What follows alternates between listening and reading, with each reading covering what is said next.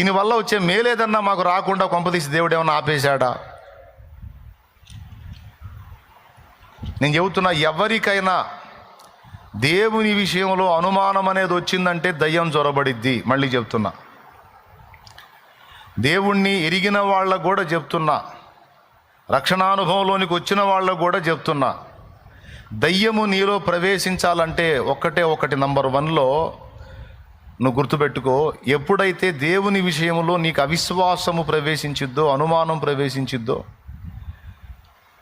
దయ్యం వచ్చి నీకు అందుబాటులోకి వచ్చేసిద్ది, దురాత్మ. అది ఫిక్స్ అయిపోయావంటే నీలోకి ఎంటర్ అయిపోయిద్ది. అది ఏం చెప్పాను ఒకసారి చెప్పండి మీరు. దేవుని విషయంలో అనుమానం అనేది నీకు వచ్చిందంటే దయ్యము నీకు సమీపం అయ్యిద్ది. దానికి కావాల్సింది అదే.